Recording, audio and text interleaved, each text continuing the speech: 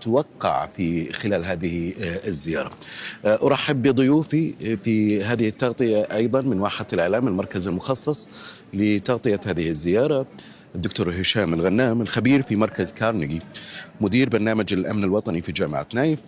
أهلا وسهلا دكتور هشام. دكتور عبد الله الربح الأستاذ في جامعة جراند فالي والباحث أيضا في معهد الشرق الأوسط.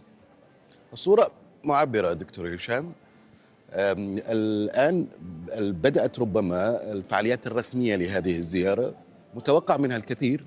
ستعقد بعد قليل أيضا في قصر اليمامة المباحثات الثنائية التي ستجمع ولي العهد السعودي الأمير محمد بن سلمان بالرئيس الأمريكي دونالد ترامب.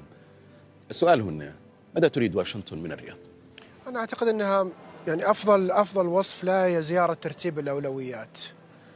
لا شك أنه ما في إجماع على كافة الملفات، في اختلاف في الدرجة لا النوع بين البلدين في بعض الملفات. هذه الزيارة تأتي لترتيب هذه الأولويات وإعطاء ما له قيمة أكبر أولوية عن غيره.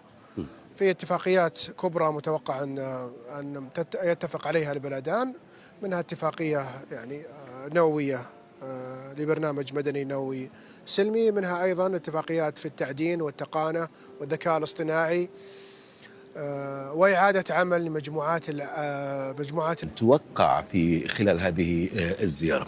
أرحب بضيوفي في هذه التغطية أيضا من واحة الإعلام المركز المخصص لتغطية هذه الزيارة، الدكتور هشام الغنام الخبير في مركز كارنيجي، مدير برنامج الأمن الوطني في جامعة نايف.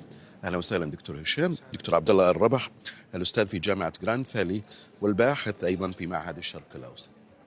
الصورة معبرة دكتور هشام. الآن بدأت ربما الفعاليات الرسمية لهذه الزيارة، متوقع منها الكثير. ستعقد بعد قليل أيضا في قصر اليمامة المباحثات الثنائية التي ستجمع ولي العهد السعودي الأمير محمد بن سلمان بالرئيس الأمريكي دونالد ترامب. السؤال هنا، ماذا تريد واشنطن من الرياض؟ أنا أعتقد أنها أفضل وصف لها هي زيارة ترتيب الأولويات. لا شك أنه ما في إجماع على كافة الملفات، في اختلاف في الدرجة لا النوع بين البلدين في بعض الملفات. هذه الزيارة تأتي لترتيب هذه الأولويات وإعطاء ما له قيمة أكبر أولوية عن غيره.